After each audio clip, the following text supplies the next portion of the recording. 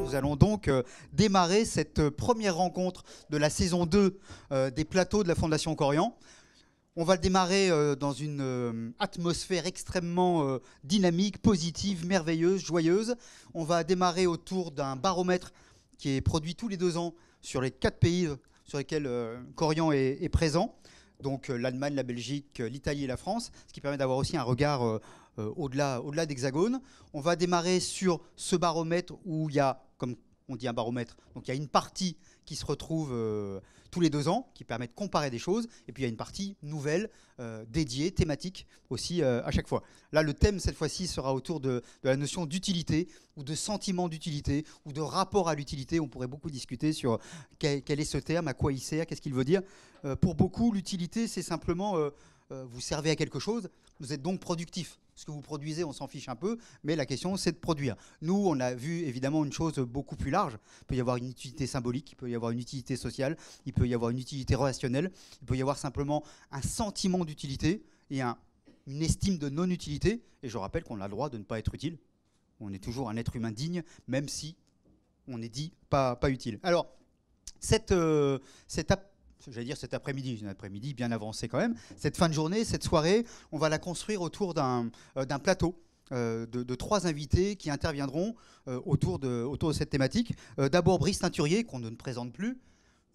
N'est-ce pas, Brice? On ne te présente plus, mais on va quand même le présenter. Donc Brice Teinturier, on le voit souvent avec un visage plus ou moins sobre, selon les résultats qu'il a donnés, mais généralement c'est le monsieur qui prévient quelques secondes avant tel ou tel résultat électoral pour expliciter un petit peu ce qui va se passer, puis ensuite comment ça va se passer, ainsi de suite, et qui ensuite a une docte analyse des enjeux politiques, économiques, sociaux autour de résultats. Mais évidemment, sa maison mère Ipsos, c'est beaucoup plus large que simplement des résultats politiques. Ça doit faire quoi, 1% du chiffre d'affaires, voilà. Mais derrière, c'est plein d'études, plein de baromètres, plein d'analyses sur finalement comment va ou ne va pas la société française, mais aussi d'autres sociétés. C'est un des regards les plus intéressants, ce type d'analyse. Et Brice, tu es un des types d'abord les plus chics qui soient, et par ailleurs avec un des regards les plus acérés sur ces questions-là.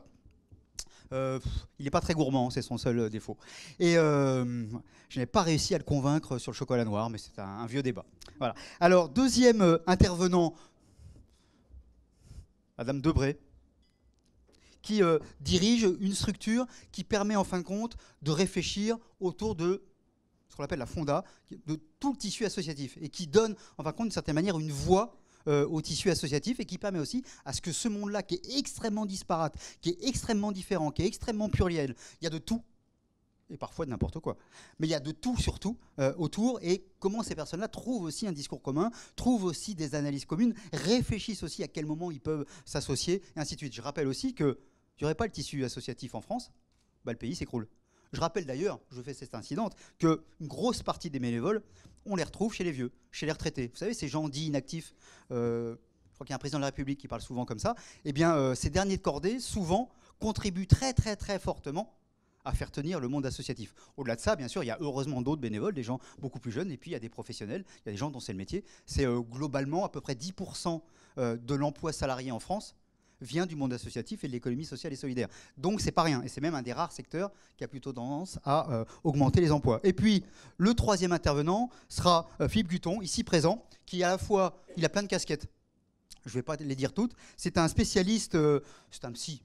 Ah, il a tous les titres de psy. Vous commencez par psy, vous avez tous après. C'est quelqu'un qui, au départ, s'est plutôt spécialisé sur les enfants.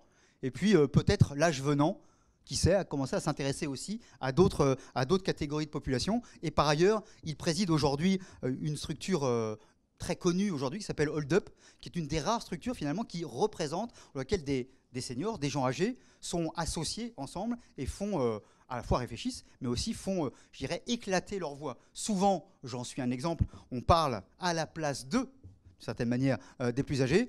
Hold Up, ce sont des plus âgés qui parlent à leur place, d'une certaine manière. Donc il y a à la fois une analyse, je dirais, théorique, et en même temps, il y a tout simplement la profondeur du témoignage de gens qui vivent cette situation. Donc autour de ces 3 personnes, on aura là, comme ça, le moyen...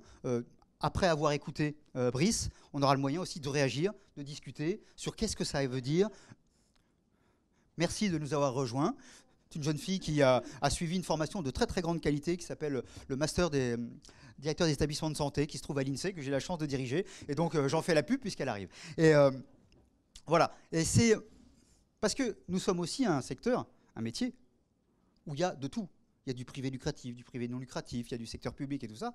Mais il y a surtout énormément d'emplois, énormément de carrières et énormément de besoins. Donc on est aussi dans un domaine très très large qui parle à l'économie, qui parle au social, mais je crois que ça sera aussi l'interrogation qu'on va avoir en présentant ce baromètre. Donc je vais demander à Brice de bien vouloir me rejoindre, et puis peut-être sur une vingtaine de minutes de nous expliquer, de nous expliciter, alors pas tout, parce que le baromètre est extrêmement riche. On peut le prendre de plein de façons, on pourra d'ailleurs, on l'utilisera et on en fera un certain nombre d'analyses, mais là, Brice va prendre un thème, une partie.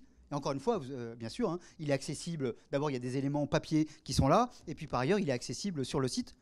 Aude, nous avons un nouveau site, hein, donc, qui est vraiment tout neuf. Vous pouvez y aller. Il y a le site de Corian et il y a le site de la Fondation. Et l'équipe a essayé de faire ça de manière très, très thématique. Du coup, c'est aussi, je le dis pour les gens qui recherchent tout simplement de la documentation, c'est aussi des éléments qui permettent tout simplement d'avoir de la puissance intellectuelle, des faits, des données, pour réfléchir, pour agir. Voilà, c'est aussi ça le jeu de la Fondation.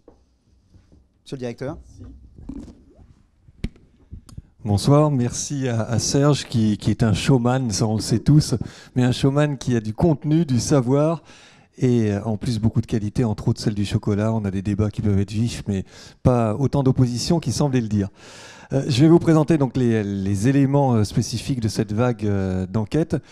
Je voudrais d'abord en profiter pour remercier Corian parce que c'est un beau dispositif que nous avons et on n'a pas toujours l'occasion d'avoir d'aussi beaux dispositifs, à la fois dans le périmètre, dans l'échantillon, dans le suivi des évolutions, et c'est ça qui permet d'avoir des analyses qui, du coup, je crois, tiennent le coup parce que les échantillons sont robustes et que les évolutions aussi peuvent être analysées.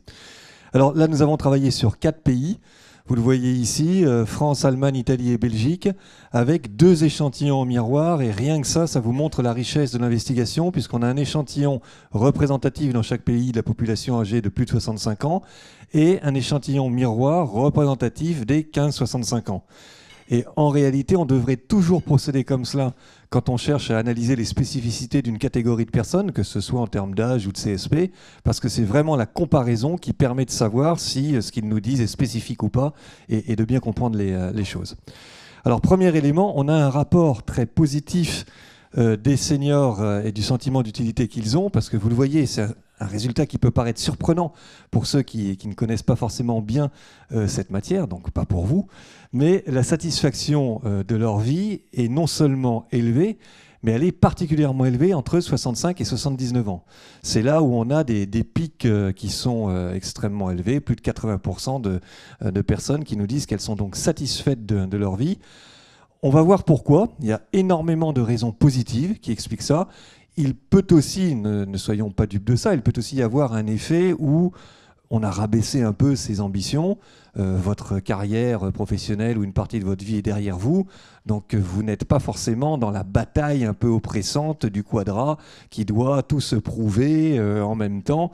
Là, on rentre dans une phase plus de sérénité. Mais ce sont des taux quand même qui sont extraordinairement élevés. Je crois que c'est contre-intuitif. En réalité, c'est contre-intuitif, mais nos seniors ont des tas de caractéristiques qui montrent à quel point ils sont dans le coup et à quel point ils nous disent bien, et bien qu'ils aiment toujours autant s'amuser. Vous le voyez ici, 68% d'entre eux le déclarent, qu'ils se sentent épanouis physiquement et psychologiquement, les 2 tiers également, 67%. Qu'ils prennent la vie comme elle vient. Alors là aussi, c'est à la fois un rapport au temps qui est un rapport plus de carpe diem, et puis qui est aussi évidemment structuré par le fait que l'avenir, malgré tout, devient plus compliqué forcément à envisager. Mais en tous les cas, ils s'épanouissent dans cette relation aussi au temps. Elle contribue à leur sentiment global de bien-être. Leur attrait pour la nouveauté, qui ne va pas du tout dans le sens des stéréotypes. On imagine les seniors comme étant des gens plutôt hostiles au changement, plutôt conservateurs, plutôt enfermés dans des habitudes, vous savez, tous ces stéréotypes. En réalité, les 2 tiers nous disent non, qu'ils ont de l'appétence pour de la nouveauté. Est-ce qu'ils ont l'impression d'avoir beaucoup changé depuis ces 10 dernières années ? 60%, que ce soit vrai ou pas, l'estiment, nous disent que oui. Leur confiance, en revanche, en l'avenir est plus modérée. Là, on est vraiment à un senior sur 2, mais on comprend aisément pourquoi. Et puis, se sentir plus jeune que la génération de mes enfants, je trouve que le 43% est quand même très élevé, parce que 43% qui nous disent plus jeune que la génération de mes enfants, c'est quand même tout à fait extraordinaire. Bon, il y a des petites variations, mais je n'entre pas suivant les tranches d'âge, parce qu'on a beaucoup de choses à voir. Mais déjà, ça nous montre à quel point ces seniors qui se disent satisfaits de leur vie, qui se sentent épanouis, eh bien, ils ont confiance malgré tout dans l'avenir et ils estiment être dans le coup et avoir beaucoup changé. Alors, la grande majorité aussi, et c'est heureux et ça contribue à leur bien-être, a le sentiment d'être considérés comme des citoyens à part entière. Là, le chiffre que vous voyez est toujours sur les 4 pays et j'aurais dû le dire d'emblée, il y a des résultats qui sont assez homogènes suivant ces 4 pays, mais on distingue quand même l'Allemagne et la Belgique où c'est là où les choses sont les plus positives, et l'Italie où en revanche il y a un peu plus de problèmes, la France occupant une situation intermédiaire. Donc de temps en temps on fait un focus par pays, notamment quand il y a quelques différences. Donc vous voyez que pour 90% de nos seniors sur les 4 pays, le sentiment est d'être considéré comme un citoyen comme les autres, même comme un citoyen à part entière, plutôt même mieux considéré que les autres pour 10%, et comme les autres pour 80%. Il n'y a absolument pas donc de sentiment d'être mis à part, pointé du doigt, désigné ou tout ce que vous voulez, et c'est fondamental. Des petites différences malgré tout par pays, c'est là où vous voyez que en Belgique et en Allemagne, on est à 97%, 95%, enfin c'est en sens inverse, pardon, en Allemagne 97% et en Belgique 95%, et que c'est un petit peu plus en retrait en France et en Italie. Et puis en France aussi, il y a une petite érosion. Donc ça, c'est un point d'alerte. Alors que dans les autres pays, ça augmente plutôt avantageusement. Là, on était à 80% en 2014, on progressait à 93%, on retombe à 84%. Il faudra voir si ça se maintient ou pas. Et puis quand on demande aux moins de 65 ans, s'ils ont, en pensant à la place des personnes âgées, s'ils ont le sentiment qu'ils sont considérés comme des citoyens à part entière, eh ils sont plus en retrait. 75% nous disent que oui. Donc en réalité, ils sous-estiment ce qui se passe du côté des seniors qui, eux, donc massivement, ont le sentiment d'être considérés comme des citoyens à part entière. Et c'est évidemment quelque chose d'essentiel pour eux et qui contribue à cette dimension de satisfaction. Serge vous le disait, on a beaucoup travaillé dans cette enquête, le sentiment d'utilité sous plusieurs facettes, plusieurs dimensions. Et d'abord, le sentiment d'utilité, c'est d'abord et prioritairement pour soi-même de préserver son autonomie. Et dans la préservation de son autonomie, Internet joue un rôle majeur. Globalement, aujourd'hui, est-ce que vous vous sentez utile? Eh bien, réponse, oui, 80% des seniors se sentent utiles, ce qui est le cas de 76% des moins de 65 ans. Donc là aussi, plutôt un résultat potentiellement contre-intuitif. Non seulement ils se sentent très massivement utiles, mais encore plus que les plus jeunes. Alors évidemment, à partir de 80 ans et plus, là, la courbe quand même s'inverse, retombe, mais vous voyez qu'on a un pic entre 65 et 75 ans, où le sentiment d'utilité est particulièrement élevé selon l'âge. Alors qu'est-ce que c'est se sentir utile? D'abord et prioritairement, c'est être autonome, être indépendant. Donc se sentir utile, c'est déjà ne pas être à la charge des autres. Cette autonomie, elle passe par l'idée de pouvoir gérer totalement son quotidien sans avoir à demander de l'aide. On ne veut pas être à la charge des autres et rien que ça, c'est être utile. Là, on a posé sur toute une série de dimensions donc des notes et vous voyez qu'on a 8,3 sur cette dimension. C'est être également capable de gérer ses papiers administratifs, de les gérer tout seul et c'est quelque chose de très important pour les seniors, cette capacité à suivre ses propres enjeux administratifs, ses factures, ce genre de choses qui peuvent paraître fastidieuses. Eh bien non, c'est un signe d'autonomie, c'est important. Et puis, c'est également participer aux tâches ménagères, donc être soi-même actif et pas à la charge des autres. Deuxième levier du sentiment d'utilité, soutenir ses proches. Il faut que je me mette sur la... Mais je vois moins bien, c'est pour ça. Soutenir ses proches. Alors, soutenir ses proches, c'est quoi? C'est leur remonter le moral quand ils en ont besoin. C'est également être capable de donner un conseil, de donner un avis. C'est également, un petit peu moins, mais toujours quand même de manière importante, transmettre un savoir-faire, un souvenir. On reviendra sur cette idée de la transmission dans un instant. Et puis, rendre des services. Donc là, on est plus dans l'utilité où on apporte quelque chose à l'autre, davantage qu'on lui évite d'être à sa charge. Et puis, troisième grand driver du sentiment d'utilité, l'ouverture au monde. Et c'est là où Internet aussi joue un rôle essentiel, puisque pouvoir participer à l'économie locale, ça c'est un élément également très important, mais aller sur Internet régulièrement, je rappelle qu'on parle de seniors de 65 et plus, eh bien aller sur Internet régulièrement, c'est essentiel pour se sentir utile, tout comme participer à des activités de groupe, mais déjà dans une moindre mesure, hein, 5,4, ou faire du bénévolat, 5,2. Et c'est assez amusant parce que on associe souvent le sentiment d'utilité à l'idée d'aider les autres et de faire du bénévolat. Ce que nous disent les seniors, c'est qu'avant cela, il y a beaucoup d'autres choses qui leur donnent en réalité ce sentiment d'utilité. Alors quand on regarde dans le détail les dimensions, ce qui est tout à fait passionnant, c'est de voir ce que nous disent les seniors et de prendre en compte aussi ce que les moins de 65 ans pensent être important pour les seniors. Et il y a des phénomènes de sous-estimation et de surestimation qui sont très très révélateurs. Bon, les seniors nous disent en gros, là dans cette batterie, ce que je viens de vous résumer. Donc vous avez le premier bloc sur gérer entièrement son quotidien, être indépendant. Et ça, c'est totalement sous-estimé par les moins de 65 ans. Les moins de 65 ans ne se rendent pas compte à quel point il est important pour les seniors de faire leur papier, d'être capable de faire leur papier ou de participer eux-mêmes aux tâches ménagères. On peut vouloir les décharger de tâches ménagères. J'ai envie de dire non, surtout pas. S'ils ont envie de le faire, laissez-les les faire. C'est fondamental. Autre élément aussi qui est important, je vous le disais, aller sur Internet régulièrement. C'est important et là c'est reconnu par les moins âgés qui ont bien compris que pour les seniors c'était un élément qui pouvait constituer un levier très important. Et puis ce que j'aime beaucoup et qu'on n'a pas encadré mais qu'il faut aussi avoir à l'esprit, c'est à l'inverse ce que les moins de 65 ans surestiment être important chez les seniors pour qu'ils se sentent utiles. Donc pour les moins de 65 ans, c'est plutôt le bas du tableau. Ils nous disent, vous le voyez, faire la cuisine pour les autres, ça c'est très important pour les plus âgés pour qu'ils se sentent utiles. Sauf que les plus âgés, ils vous disent à 5,4 et pas à 7,1. S'occuper d'un animal domestique, vous savez, quand vous avez envie de partir en vacances, vous collez votre chien ou votre chat à vos grands-parents et vous dites il va se sentir utile comme ça. C'est vraiment une projection de la part des moins de 65 ans parce que ceux qui sont concernés ne nous disent pas du tout que c'est là où ils ont le plus le sentiment de se sentir utile. Et l'idée aussi de l'implication dans la vie de la commune ou du quartier est perçue très positivement comme étant très importante par les moins de 65 ans. Les concernés quand même mettent un petit bémol à ça. Ces jeux de miroir sont importants parce qu'ils déterminent aussi la qualité d'une cohésion dans un ensemble et du sentiment, la puissance du sentiment d'utilité réellement des plus âgés. Donc je crois que plus les moins âgés prendront conscience de ce qui est vraiment utile aux plus âgés, et mieux évidemment l'ensemble de la société se portera.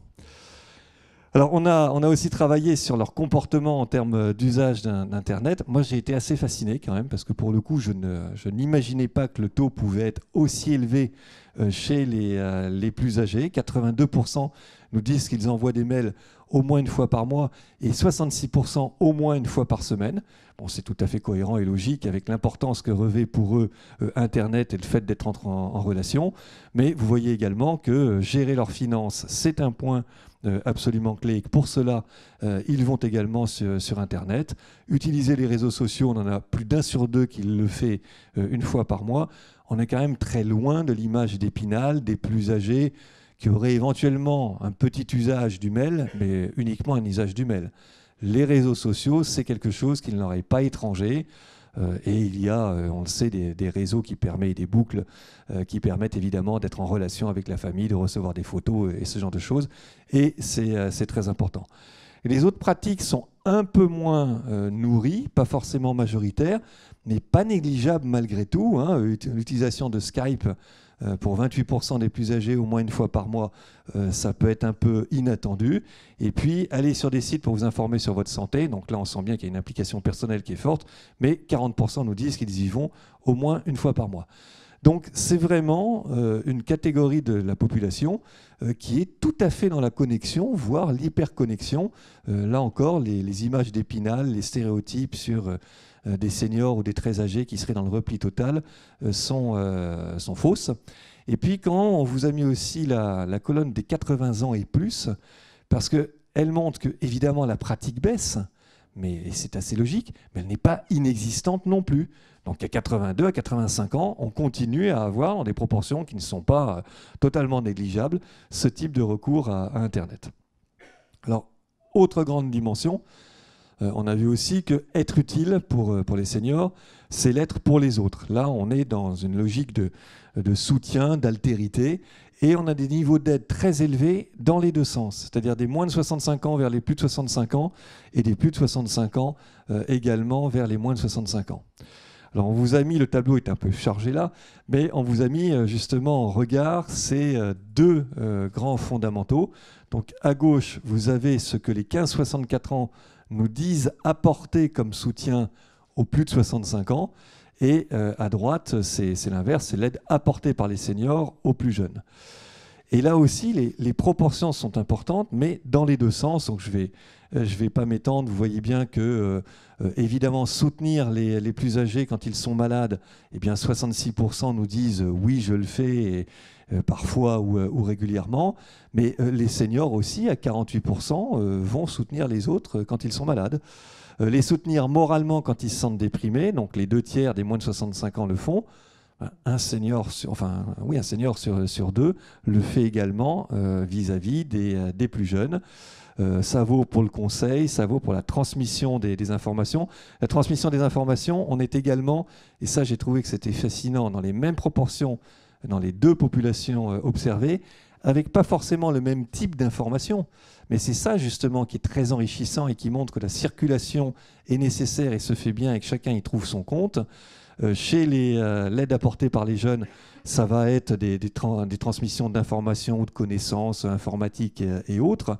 Mais chez les plus âgés, c'est aussi de l'information et de la connaissance. Ça peut être une recette ou des éléments dits plus basiques comme ça, mais également des histoires de famille, donc l'apprentissage sur la lignée. Et je crois que une des fonctions du grand-père, et a fortiori des arrière-grands-parents, c'est de dire l'enfance du fils à ceux qui ont le fils en question comme père ou comme mère. Et là, on le voit bien dans ce type d'item. Et puis également de raconter, de transmettre des connaissances sur des événements qu'ils ont vécus. Bon, vous le voyez également pour les tâches domestiques, pour les valeurs. Donc les transmissions sont à l'évidence extrêmement riches et dans les deux sens. Alors, les seniors sont également très impliqués dans l'aide qu'ils apportent à leur entourage et dans des domaines qui sont extrêmement variés. D'ailleurs, on devrait plutôt dire que ce qui est très frappant, c'est la diversité, parce que les niveaux, malgré tout, là je tempère un tout petit peu, donc le fait de garder ses petits-enfants ou de participer à la vie d'une association, vous voyez qu'on est sur des chiffres qui tangentent les 30% pour les premières dimensions, et qui ensuite sont plus faibles et arrivent à 15% quand il s'agit d'aider des personnes qui vivent hors de son foyer à effectuer certaines tâches.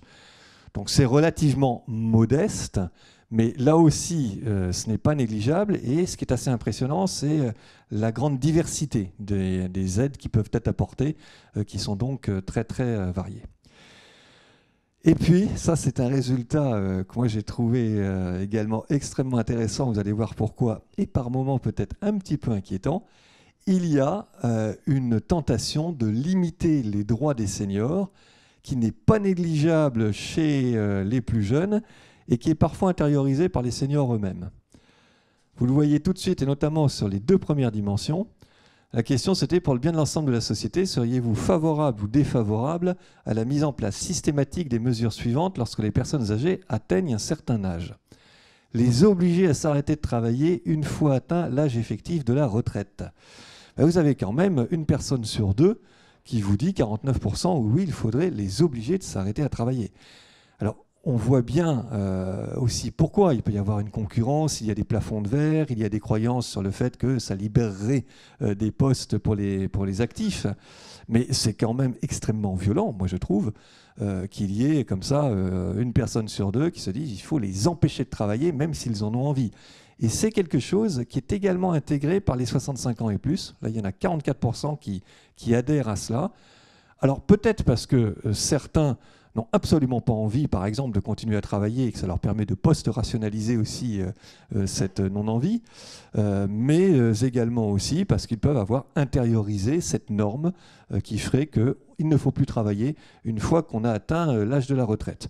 Comme cet âge en plus est parfaitement volatile et correspond à des normes et à des besoins qui évoluent dans le temps, ça montre bien à quel point ce type de jugement est tout à fait stupéfiant, en tous les cas, je crois, peu fondé. Il en va de même pour les empêcher de pouvoir avoir de hautes responsabilités, notamment en politique ou en entreprise. Sincèrement, on voit bien l'idée aussi, n'occupez pas les places. Et puis mettez-vous enfin un peu de côté, stéréotype qui est intériorisé donc par soit 46% aussi des 65 ans et plus. En revanche, avoir de hautes responsabilités dans les associations, là, on laisse les plus de 65 ans libres. Il n'y en a que 28% qui s'y opposeraient.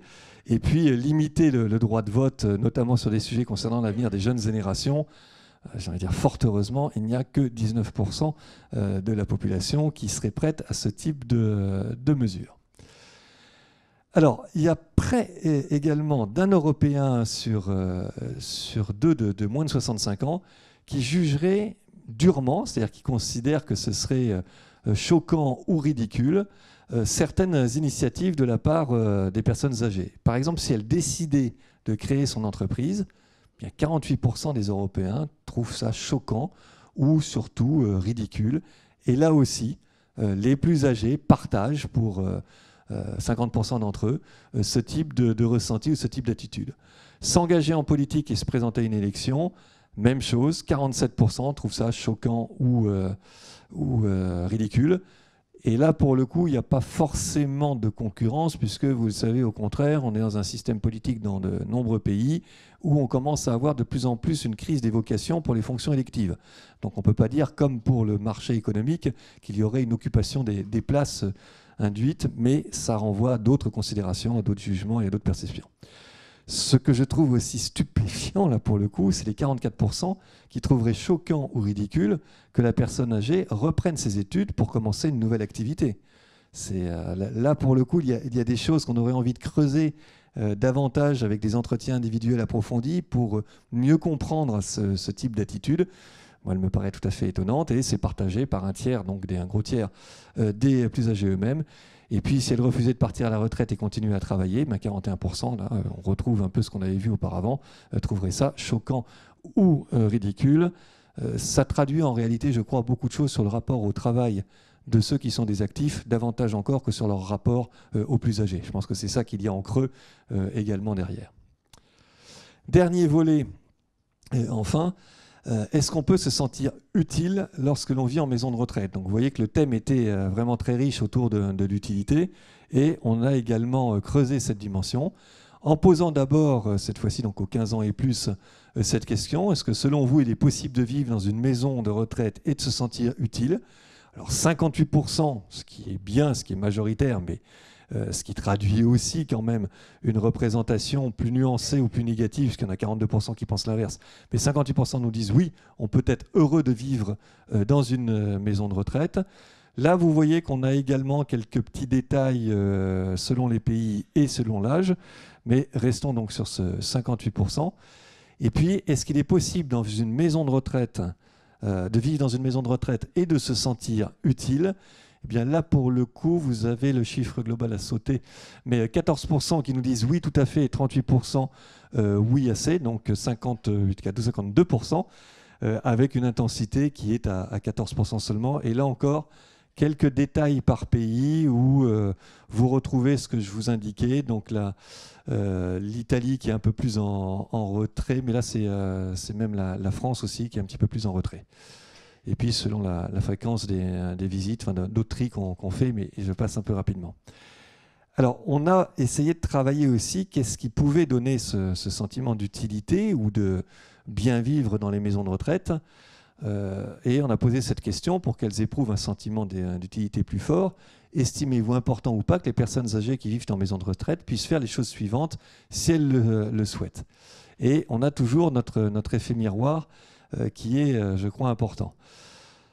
Je vais à ce qui est encadré, avoir une connexion Internet. Vous voyez que là, c'est fondamental pour ceux qui sont concernés et que c'est sous-estimé, une fois de plus, par les 15-64 ans, mais c'est quelque chose de très important. Et puis vous avez ensuite tous les gestes de la vie quotidienne, tout ce qui participe du sentiment d'autonomie, de liberté, de singularité, d'individualisation. Donc recevoir des proches, sortir quand elles le souhaitent de la maison de retraite, choisir les vêtements qu'elles veulent porter, faire leur toilette quand elles le souhaitent dans la journée, ce qui pose bien évidemment d'énormes problèmes d'organisation, parce que c'est très difficile en termes d'organisation de répondre à ces demandes, mais ce qui montre à quel point elles sont fondamentales. Et il y a aussi des différences perçues entre les deux populations qui ne sont pas négligeables. Recevoir des proches, tout le monde est d'accord. Sortir quand elles le souhaitent, oui, tout le monde est d'accord au même niveau. Mais par exemple, faire des dépenses, acheter des petites choses, 43% nous disent c'est très important, 43% des concernés. Et c'est 10 points de moins chez ceux qui ne sont pas directement concernés. Donc là aussi, tout ce travail de plus grande compréhension des besoins des uns et des autres est essentiel pour qu'il y ait au sein des maisons de retraite des personnes âgées qui se sentent heureuses et utiles. Alors est-ce que chez les personnes interrogées, on a des proches de sa famille qui sont partis, des proches de sa famille, qui sont partis vivre en maison de retraite? 18% nous le disent, avec là encore des écarts forts entre pays. Vous le voyez, en France, c'est 25% par exemple. Et quand on pose la question, est-ce que vous leur rendez visite et avec quelle fréquence? Alors souvent ou parfois, c'est 82%, mais ce n'est que 41% souvent. Donc moins d'un individu sur deux rend souvent visite à son proche qui est en maison de retraite. Or, on a vu que ça faisait partie aussi des éléments extrêmement importants pour continuer à se sentir utile et ne pas être isolé. Il y a peu de différences suivant l'âge, et il y en a quelques-unes, mais assez plus modérées au niveau des pays. Mais c'est un chiffre, là, pour le coup, ce 41%, qui, bien évidemment, est beaucoup trop bas. Et alors, qu'est-ce qu'on fait quand on rend visite à ces personnes? Et pourquoi est-ce qu'on le fait? Vous avez ici, pardon, j'essaye, mais avec la lumière, lui raconter des épisodes de votre vie. Oui, parce qu'elle en avait besoin, elle le souhaitait, ou non, parce qu'elle n'en avait pas vraiment besoin. Bon, vous voyez que ça, oui, c'est très important, 75%. 74%, on lui demandait s'il y a des choses qui ne vont pas bien dans la maison de retraite. 69%, on l'a mis en gras parce que c'est un autre registre, lui demander de vous raconter des épisodes de sa vie. Là, ce n'est pas simplement se renseigner sur comment elle vit, c'est redonner à la personne un statut qui est un statut de valeur en lui disant « raconte-moi des épisodes de ta vie ». Et c'est quand même, et heureusement, élevé, beaucoup cité, beaucoup fait, à 69%. Bon, l'accompagner aussi, l'appeler au téléphone aussi. Mais lui me demander de vous faire le tour de la maison de retraite, de vous montrer sa chambre, ce qui est aussi traiter la personne comme quelqu'un d'actif, avec un territoire, avec des choses. 60%, ça, il faudrait que ça remonte peut-être encore plus. En tous les cas, davantage probablement que regarder la télévision avec elle ou lui demander des conseils. C'est important, mais justement, lui demander des conseils, c'est à nouveau traiter cette personne comme une personne qui a de la valeur et qui a des choses à dire qui peuvent intéresser ceux qui sont moins jeunes. Et donc je continue, c'est la même question. Donc vous voyez ensuite que ça décroît et que justement les dimensions où l'autre est actif eh bien, sont moins traitées ou moins souvent traitées que les dimensions où on fait œuvre d'altérité et d'attention, mais en considérant la personne de manière plus passive qu'en lui laissant la possibilité de s'exprimer de manière active. Voilà, pardon d'avoir été long, mais vous le voyez, il y a beaucoup de données, beaucoup de comparaisons possibles. Et j'espère que nous allons pouvoir maintenant entamer ce débat fructueux. Merci. Merci beaucoup, on peut l'applaudir. Alors, je vous ai dit, hein, c'est très très riche. Un des éléments aussi, tout simplement, c'est que c'est extrêmement rare d'interroger la population des plus de 80 ans. Donc généralement, on fait les plus de 65 et puis on mélange tout. Là, on a aussi cherché à... Voilà. Et puis, deuxième élément, c'est interroger sur les problématiques autour des maisons de retraite. Alors, ce ne sont pas les gens qui vivent en maison de retraite qui ont été interrogés, parce que techniquement, c'est vraiment très très compliqué. Mais en revanche, c'était sur cette question-là qu'il a aussi, et je crois que c'était la première fois qu'il y avait une étude autour de cela. Je voudrais dire aussi que cette étude, au démarrage, elle a aussi été travaillée en atelier avec les équipes Corian. Il y a un certain nombre de psys des quatre pays qui ont travaillé en atelier avec nous, qui ensuite sont allés au-devant des personnes vivant en maison de retraite ou ne vivant pas en maison de retraite, pour aussi tester un petit peu les questions. Donc il y a eu aussi tout un travail préalable, et c'est aussi d'ailleurs un travail de rendu, puisque ce qu'on fait là, on va le présenter tout au long de l'année dans différentes régions, donc à des personnes de Corian ou pas de Corian, qui sont dans le métier, tout simplement, qui accompagnent d'autres personnes. Donc c'est aussi ça l'utilité de la Fondation, il y a des recherches, il y a des réflexions, mais elle décline aussi vers les personnes directement concernées. Alors, je vais demander à Charlotte Debré et Philippe Guiton de bien vouloir prendre place pour vous demander de réagir bien évidemment à tout ce qui a été dit, et peut-être tout simplement petit moment d'étonnement, quoi. Qu'est-ce qui vous a surpris, qu'est-ce qui vous a intéressé dans ce qui a été présenté par Brice? Moi, j'ai été particulièrement frappée sur la question de l'utilité, de l'activité, l'emploi, la formation et la dureté avec lesquelles on se représente la personne âgée dans un moment où, précisément, quand on arrive à l'âge de la retraite, qui est donc... statistiquement, il y a un demi-siècle, la retraite durait 5 ans. Maintenant, on a 20, 30 années devant soi d'espérance de vie. Et les personnes âgées elles-mêmes, elles ont un capital cognitif qu'elles n'ont pas du tout envie de laisser dépérir. Alors, certaines vont dans le bénévolat, certaines reprennent des études. Et je pense que vraiment, tenir compte de l'envie de travailler, si notre santé nous le permet, si notre mobilité nous le permet, ça m'a vraiment frappé, quoi, cette dureté. Philippe, même question. Même question, oui.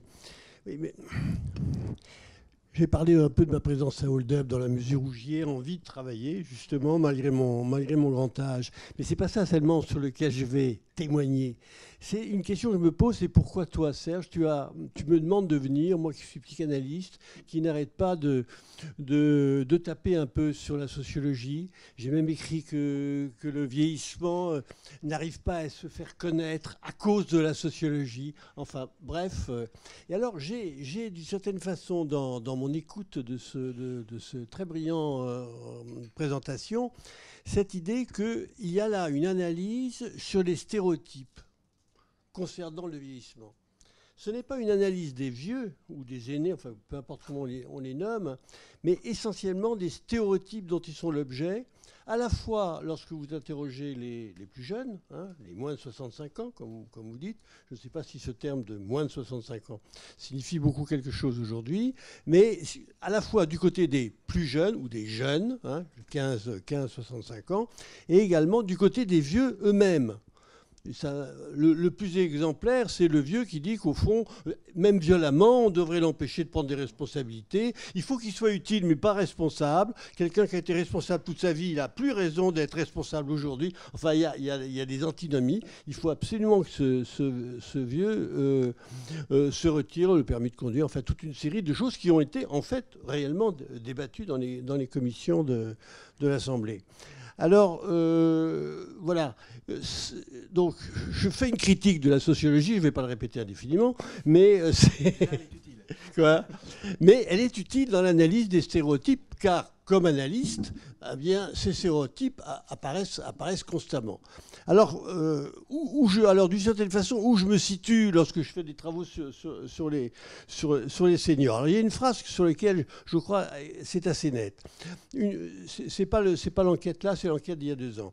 Aujourd'hui, diriez-vous que la vie est pour vous une source de plaisir? C'est une question qu'aucun psychanalyste ne poserait. Hein. Bon, ça, c'est peu importe. Mais il y en a qui répondent oui, tout à fait. D'autres qui répondent non, pas du tout. Mais moi, ce qui m'intéresse, c'est plutôt la majorité d'ailleurs, la majorité d'effectifs, qui est oui, plutôt ou non, plutôt. C'est ce terme de plutôt. Qu'est-ce qu'on peut faire en analyse de ce chiffre sur des plutôt? Qu'est-ce que signifie ce plutôt, cette hésitation, cette impression d'être caricaturé, etc. Voilà, il y a une question. Là, je fais un peu une critique sur le choix des interrogations. Mais je voudrais montrer, bon, au-delà de ces stéréotypes, qui sont vraiment, on les voit complètement, ce statut du vieux dans notre société, qui est en effet dans une situation qui ne se vit pas, qui se refuse, mais qui est dans une situation d'infériorité diverse, d'infériorité au pluriel diverse.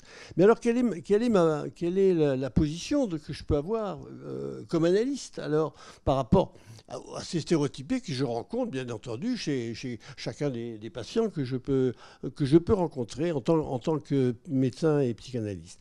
Alors, je voudrais dire un mot, c'est un chapitre beaucoup trop vaste pour l'aborder ici, mais je voudrais simplement montrer, il y a un petit exemple que je voudrais prendre. C'est le discours de Lévi-Strauss.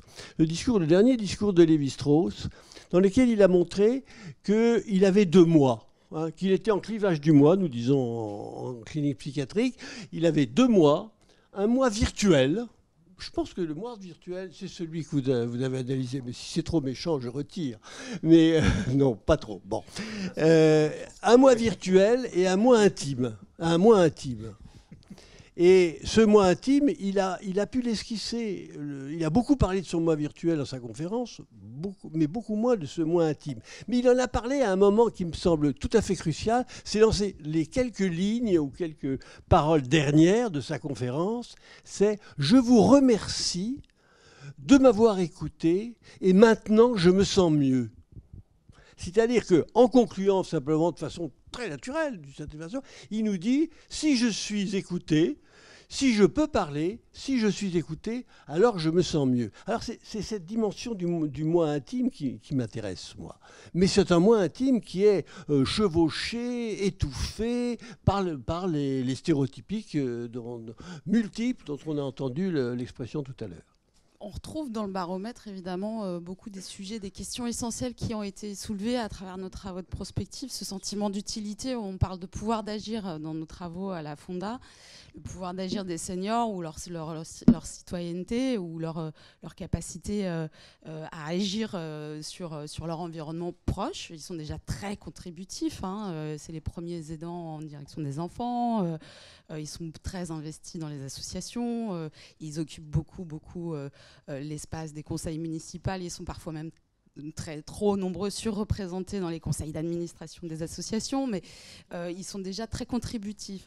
Mais très souvent, la réponse à leur propre problématique est pensée un peu hors sol, en plaquant une lecture des stéréotypes, de leurs besoins. Et là, on retrouve cette idée de stéréotypes. Et du coup, ce que ça m'inspire, moi, c'est que ça appelle à une double inversion du regard. Dans toutes les réponses aux seniors, aux problématiques que rencontrent les seniors, on a plutôt tendance à partir d'une logique d'offres au lieu de partir de leurs demandes. Ça, c'est la première inversion du regard. Ce serait et on le sait, quand on construit des projets, des solutions qui intègrent les seniors dans leur conception, elles sont beaucoup plus innovantes, elles sont beaucoup plus impactantes, elles sont beaucoup plus pertinentes par rapport à leurs besoins. Donc la première inversion. Et la deuxième inversion, c'est de les considérer du coup non pas comme des personnes à prendre en charge, parce qu'elles ont des difficultés, parce qu'elles perdent de l'autonomie, mais plutôt comme une grosse partie de la solution, parce qu'elles sont expertes de leurs problématiques. Et là, on retrouve cette question de développement du pouvoir d'agir, c'est-à-dire de les écouter, éventuellement de les accompagner pour qu'elles puissent formuler leurs besoins, parce que c'est pas toujours évident pour tout le monde, et de les considérer comme comme une grande partie de la solution. Je pense, j'ai un exemple comme ça en tête, c'était à Toulouse, la métropole, qui se posait plein de questions sur comment on va adapter la ville au vieillissement démographique, donc qui est vraiment dans une anticipation des problématiques qui sont déjà présentes aujourd'hui, mais qui vont s'amplifier avec le vieillissement démographique. Et on travaillait sur un marathon de l'innovation, on parle de hackathon, dans lequel il y avait les acteurs du transport sur la question de la mobilité. Il y avait les acteurs du transport, il y avait la métropole, et puis il y avait 3 mamies, trois petites vieilles qui étaient présentes dans le marathon. Et l'idée, c'était de leur proposer de simplifier leur démarche pour organiser leur trajet, puisque l'offre de transport était riche mais pas vraiment chaînée, qu'il y avait l'information était sur le site de Keolis pour les bus, sur le site de la SNCF pour le TER, sur le site... C'était donc d'organiser une chaîne et la première chose que les gens de la SNCF leur ont dit, c'est est-ce que l'appli Voyage SNCF, déjà, ça répond à une partie de vos besoins et tout simplement, elle dit mais pas du tout. Parce que la première question qu'on me pose quand je veux réserver un billet de train en ligne, c'est quand voulez-vous partir? Mais moi, je m'en fous, j'ai toute la vie devant moi. Mes critères, c'est pas quand je veux partir. Mes critères, c'est combien de temps ça va me prendre, combien de correspondances je vais avoir et éventuellement combien ça va coûter. C'est un critère fort. Voilà, aucun souci pour l'impact environnemental, no comment. Mais en tout cas, la première question qu'on plaque sur notre lecture de leurs besoins correspond absolument pas à leurs propres besoins.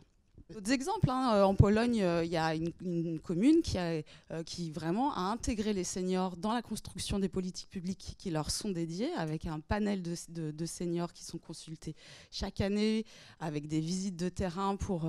la commune s'appelle Gdynia en Pologne, et donc il y a des visites des sorties physiques dans la ville, où on repère les obstacles à la mobilité, et c'est les seniors eux-mêmes qui, du coup, sont les experts consultés et pris en compte pour la construction des politiques publiques, et ça marche bien. C'est une forme de sociologie, d'ailleurs. Mais il y a très longtemps, dans le Finistère, à Saint-Coulitz, un maire qui s'appelait Kofi Annan, qui était d'origine togolaise, avait inventé les premiers conseils des sages. Et il importait une tradition de son pays en France. Et ça a assez bien fonctionné. Il y a plein de villes et de villages comme ça en France où il y a des conseils. Alors on appelle ça des sages. Parfois eux-mêmes disent mais on n'est pas sage. Alors ça peut être conseil des aînés, conseil des vieux, tout ce qu'on voudra. Mais c'était aussi sur cette notion-là. Demandons et faisons avec les personnes. C'est aussi des démarches aujourd'hui de design thinking ou des choses comme ça. Faisons avec les personnes. Brice, peut-être pareil, même question d'une certaine manière. Qu'est-ce qui vous a surpris le plus à la fois dans ce qui a été raconté là, mais aussi peut-être dans l'ensemble de l'étude? Moi, j'ai été très sensible à la même chose que ce que vous avez souligné. J'ai trouvé presque terrifiant qu'on assigne comme ça des places de manière aussi péremptoire sur ce qu'on aurait le droit de faire ou de ne pas faire à partir d'un certain âge. Et je le relie à des tas d'autres choses qu'on voit monter dans la société en termes de conformité à des normes, à des stéréotypes, de soumission aussi à des formes d'autorité. Enfin, il y a des tas de choses qui bougent. Et dans ce que vous indiquiez également sur... la façon dont une société construit des services en posant des questions du type « quand voulez-vous partir ?», eh bien, ce sont de formidables révélateurs de ce qui domine dans la société. Et donc on apprend beaucoup plus dans ce type d'enquête. Et moi, je ne les oppose pas à l'ethno ou à la psychanalyse. On fait tout ça, on essaye de faire tout ça à Ipsos, d'avoir des approches d'immersion, des approches d'observation, des approches ethno, des approches qualitatives par entretien, non directives, semi-directives, sans prétendre être des psychanalystes. Mais j'essaye de comprendre le mieux possible, par exemple, le moi virtuel et le moi profond. Donc je crois que l'enjeu, c'est de bien comprendre ce que nous apprennent ce type d'enquête. Et elle nous renseigne autant sur l'état de la société et le regard qu'il porte sur les personnes âgées et donc sur les stéréotypes, je l'ai dit, que sur ce que les personnes âgées elles-mêmes nous disent d'elles et aussi dans quelle partie, dans quelle façon elles intègrent ces stéréotypes. Donc ce qui m'a frappé aussi beaucoup, c'est l'intériorisation d'un certain nombre d'éléments normatifs sur ce que doit être une personne âgée, ce qu'elle ne doit pas être, ce qu'elle doit faire et ce qu'elle ne doit pas faire. Après, il y a beaucoup d'autres choses.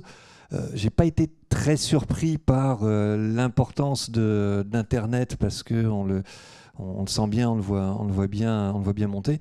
J'ai beaucoup aimé, honnêtement, les raisons inverses, enfin les perceptions inverses de ce que les plus jeunes pensent être important pour que doivent faire les personnes âgées pour se sentir utiles et de ce que nous répondent les personnes âgées. Là franchement, s'occuper du chien ou du chat, ça va leur faire plaisir. Et puis quand vous voyez les premiers concernés, là je trouve aussi que c'est merveilleux d'avoir ce type d'enquête miroir parce que ça permet de déconstruire comme ça un certain nombre de facilités. Mais le sujet d'étonnement et un peu d'effroi, ça a été l'assignation à ce qu'on doit faire et ne pas faire. Alors, il faut dire sur l'élément de surprise, c'est que, et sur ces écarts de présentation, le baromètre précédent, sur la notion du chez-soi, il y avait aussi cet écart où on demandait aux plus jeunes, mais qu'est-ce qui, d'après vous, est le plus important pour les plus âgés, si par exemple, ils changent de logement, et les plus jeunes disaient avoir les photos des petits-enfants. Et les plus âgés disaient non, pas du tout, c'était avoir nos papiers. Hein, donc on voit bien aussi les représentations des uns et des autres. Et, alors elles sont ni négatives ni positives, mais en tout cas voilà. Donc il y a en effet des différences. Donc c'est hyper intéressant de les interroger. Il y a... Si tu me permets, puisqu'on est sur cet élément, on a une étude formidable dans le groupe Ipsos. Je le dis parce qu'elle a été initiée par nos amis anglais, par Ipsos Mori, qui s'appelle Peril of Perception, où on pose dans des tas de pays, pour le coup, des questions sur, par exemple, les chômeurs. Combien y a-t-il de chômeurs en moyenne dans votre pays? Combien y a-t-il de musulmans? Combien y a-t-il, etc., etc. Et on compare les réalités objectivées et les perceptions. Et ce sont des enquêtes qui sont des formidables révélateurs de ce qui se construit dans les imaginaires, de ce qui se construit en termes d'angoisse, de peur, de stéréotypes. Et il y avait un peu de ça dans l'enquête et dans ce que tu cites. Et c'est tout ce qu'il y a de fécond dans ce type d'approche quand on arrive à mesurer les écarts. Si on reste là-dessus, Jean-Christophe Martineau ne me démentira pas. Vous aviez fait pour Notre Temps une étude et on demandait aux personnes de plus de 65 ans, d'après vous, combien il y a de personnes de plus de 70 ans? Et globalement, ils imaginaient 3 fois plus que le nombre de personnes présentes. Donc on voit bien que tout ça est en nos représentations, ce qu'on a l'impression de vivre et la réalité, comme assez souvent. Mais comme dirait l'autre, tous ceux qui ont aimé les westerns, l'homme qui tua Liberty Valance, si la légende est plus forte que la vérité, imprimons la légende. Et donc c'est aussi que les gens croient à des choses bien plus fortement que les vérités qui peuvent exister. On pourrait sans doute aussi nuancer un peu tout ça, parce que dans la question, c'était aussi à partir d'un certain âge. Et le certain âge, évidemment, se discute. Et dans l'étude, on ne l'a pas vu là, mais l'étude, il y avait aussi un élément extrêmement important, c'est que quand on demande aux personnes à quel âge on est une personne âgée, les plus de 65 ans mettaient 80 ans, les moins de 65 ans mettaient 70 ans. Donc aussi, à quel âge donc? Si c'est à plus de 80 ans de prendre des responsabilités, c'est pas non plus tout à fait pareil qu'à plus de 65 ans. Hein, donc sans doute qu'il y a aussi un élément. Alors, nous sommes dans la modernité totale, nous sommes dans les réseaux sociaux à fond. Donc il y a maintenant du Twitter, du Facebook, du je sais pas quoi encore. Et donc vont apparaître là, peut-être. Oui, voilà. Un garçon qui est très très présent dans le secteur et qui pose une question: comment expliquer que la France et l'Italie aient une vision si conformiste du rôle des seniors? Est-ce que tu veux répondre un petit peu? Je ne sais pas malheureusement si les Français et les Italiens ont une vision plus conformiste que celle des Allemands ou des Belges. Sur certaines dimensions peut-être, sur d'autres pas du tout. Moi je crois qu'on est vraiment dans les représentations, les stéréotypes, les mythes, hein. Ce sont les mythes qui mobilisent les sociétés et on voit bien combien on peut avoir là des mythes puissants ou moins puissants. Mais je trouve que ce qui est utile, c'est ce que tu as rappelé, c'est que ce type d'enquête ensuite, c'est pas simplement pour savoir comme ça, c'est pour ensuite décliner justement les raisons qui font que les personnes âgées se sentiront plus utiles et plus heureuses et aller à l'encontre d'un certain nombre de stéréotypes. Oui, alors certainement, il y a 2 éléments à prendre en compte. Un premier d'anthropologie, c'est-à-dire que les pays du Nord, qui sont aussi marqués par une culture protestante, ont de toute manière pas le même regard sur l'extérieur, sur la personne, sur le vieillissement. Il y a aussi une notion, par exemple, dans les luttes sociales, dans les pays nordiques, c'est permettre aux personnes le plus longtemps possible, par exemple, de pouvoir travailler. Dans les pays du Sud, les luttes sociales, c'était permettre aux personnes le plus longtemps possible d'avoir des revenus. On n'est pas tout à fait sur les mêmes problématiques. C'est l'histoire du vieillissement, de l'âge, qui est compris, intégré comme étant une donnée, point, dans les pays nordiques, qui, dans les pays du Sud, a longtemps et encore d'ailleurs une stigmatisation beaucoup plus forte. Quand les premières marques de cosmétiques, à la fin des années 90, ont commencé à mettre des mannequins qui avaient dépassé 17 ans et demi, eh bien, dans les pays du Nord, ok, il y avait même des femmes, c'était atroce, qui avaient des cheveux blancs, et ok, c'est pas un sujet. Dans les pays du Sud, il a fallu retirer ces images-là parce qu'elles n'étaient pas acceptées par la société. Donc on voit bien qu'il y a aussi des ferments extrêmement structurels, et puis sans doute qu'il y a aussi une inquiétude. Quand vous êtes un senior allemand, vous avez l'impression que l'économie allemande est assez solide. Quand vous êtes un senior italien ou français, vous êtes peut-être un petit peu moins sûr de ça, et donc peut-être moins sûr aussi d'avoir des retraites ou autres pour la suite. Donc sans doute, ça a joué. Est-ce qu'il y a d'autres... Eh ben voilà, constance, être utile, c'est aussi aider ses proches, peu importe son âge. Est-ce un élément qui ressort dans l'étude? Oui, tout à fait, on l'a vu, ça fait partie dans les trois grandes familles qui génèrent un sentiment d'utilité. Il y a cette dimension. Toute la question, c'est ensuite, au-delà du registre général, aider les autres, c'est les aider comment? Et dans l'enquête, on voit bien qu'on a différentes formes d'aide qui jouent des rôles plus ou moins importants, que ce soit d'abord être utile en n'étant pas à la charge des autres. Encore une fois, c'est la première façon pour les seniors ou pour les plus âgés de se représenter ce sentiment d'être utile, c'est être autonome, et ça c'est fondamental. Et puis après, il y a l'aide directe aux autres, et pas simplement financière, même si les échanges financiers sont importants. Donc le conseil, l'information, la transmission, la rencontre, etc. C'est d'ailleurs à l'origine même du débat. Alors, je remonte 150 ans en arrière, hein, à l'époque des solidaristes, de Léon Bourgeois et tout ça. C'était au moment de se dire, mais finalement, il y a des gens qui disaient, mais s'il y a de la protection sociale, bah, les gens, il n'y aura plus de solidarité puisque l'État va tout faire. C'était la critique de l'État-providence. Et d'autres qui disaient, ben non, ça va permettre justement à des gens, parce qu'ils sont sûrs d'avoir un minimum de revenus, de pouvoir continuer d'être des citoyens, de pouvoir aider les autres, ainsi de suite. C'est globalement ce qui s'est passé. Et vraiment, ça a été un débat très très fort à la fin du 19e. C'est revenu dans les années 40, les années 45, sur la question, est-ce que la protection sociale va tuer la solidarité, ou est-ce qu'au contraire, ça sera le socle qui la permettra? Et d'une certaine manière, la réponse, elle est là aussi. Si je suis moi-même autonome, après, je peux aider les autres. Mais si je ne suis pas autonome, je ne peux pas aider les autres. Donc il y a aussi une logique très forte de penser d'abord à soi, parce qu'on ne peut pas penser aux autres si on ne pense pas à soi au départ. Si on ne va pas bien, s'il n'y a plus de retraite, il y aura en effet plus de bénévolat. Alors là, pour le coup, parce que, pas que les gens sont méchants d'un seul coup, c'est qu'avant, il faut déjà survivre. Hein, donc c'est aussi ces éléments-là, sans doute, à prendre en compte. Est-ce qu'on a d'autres... Non, c'est bon. Alors, Charlotte, si, il y en a une autre. Quels sont les ingrédients pour être satisfait de sa vie à 80 ans? Merci à la Fondation Corian. Peut-être la personne attend que la Fondation Corian donne les bons ingrédients pour être satisfait de sa vie à 80 ans. Alors, Philippe, est-ce que tu veux dire quelques mots là-dessus? J'ai plein de mots à dire, on va dire, mais depuis un quart d'heure. Mais je ne vais pas répondre tout à fait, mais c'est la question de l'utile. Alors, le terme d'utile, au fond, n'est jamais débattu dans l'association. Et la plupart des membres de l'association Hold Up sont utiles, ne serait-ce qu'à Hold Up. Hein, ils ont des utilités diverses. Mais le terme qui est constamment repris, c'est créer. Et là, tu as dit dans ton ouverture que créer, c'est être utile. Alors, par exemple, créer quelque chose. Hein, créer, le terme, c'est prendre là où il n'y a rien, de mettre quelque chose à la place. C'est pas forcément faire de la cuisine, c'est pas forcément préparer les choses ou avoir un statut social avancé. Dans une association, c'est vraiment faire ce qu'on a envie. Je pense par exemple à Renoir qui ne pouvait continuer à vivre. Merci. Il est utile. Je suis utile. Ne pouvait continuer à vivre que s'il peignait. Il n'a jamais peint aussi rapidement qu'au moment où il sentait la mort advenir. Donc lui, il s'était créé. Il n'avait pas besoin de vendre ses tableaux. De toute façon, il était bien bon. Mais il a cherché un modèle et il a bon. Donc le mot création, il faut le sortir du secteur de l'utile, je crois. Enfin, bon, ça mériterait réflexion. Alors je vais prendre un tout petit exemple d'une personne qui va rencontrer un psychanalyste de mes amis. Il lui dit ceci: voilà, je ne peux plus conduire parce que mon épouse m'a retiré la clé de la voiture. Elle considère qu'à mon âge, on ne conduit plus. Cela veut dire que je vais bientôt mourir.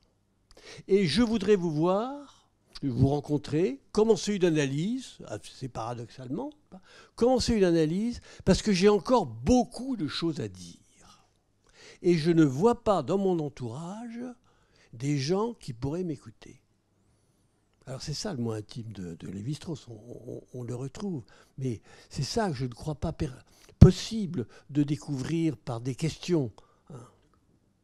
C'est pas ça que vous cherchez d'ailleurs. Mais c'est ça qui est quand même, enfin pour moi, d'une certaine façon, le plus important. Si j'ai le temps, je vous raconte une deuxième histoire. Allez. J'ai le temps, Serge? Allez. C'est une histoire qui traite beaucoup, qui a beaucoup été examinée à Hold Up. Une visiteuse qui va bien, va rencontrer dans une maison de retraite une de ses amies du même âge, 80-85 ans, qui va mal. Comme elle sait que cette femme aime bien ce modèle de gâteau, elle arrive avec un gâteau qu'elle lui offre. La personne, dans son lit, l'autre debout, lui offre le gâteau. La personne dans son lit refuse en disant « Mais qu'est-ce que tu te fiches de moi ?» Bon. Et le discours, enfin le dialogue entre les deux tombe, d'une certaine façon. Impossible de rentrer. Bon. Et puis, au bout d'un certain temps, la visiteuse reprend la boîte et commence à l'ouvrir et à grignoter. Et à ce moment-là, la personne lui dit « Mais pourquoi tu ne m'en offres pas ?» Vous voyez, un renversement complètement...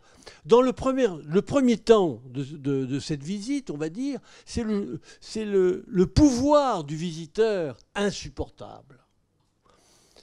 Et toutes les enquêtes qu'on peut faire sur le visiteur, et Dieu sait s'il y en a, au fond, peut-elle aborder ce pouvoir que le visiteur a parce qu'il est debout, parce qu'il amène un gâteau, etc., d'une certaine façon, et bien d'autres situations. Et si ce pouvoir arrive à être inversé, eh bien, d'une certaine façon, le dialogue se reprend. Et de fait, lorsqu'elles ont commencé à grignoter ensemble, à ce moment-là, et les souvenirs sont venus, etc., etc. On a parlé de toute sa vie, de sa trajectoire de vie, etc. Bon, c'était l'intimité, c'est le être avec que le philosophe aborde régulièrement. Voilà mon petite histoire.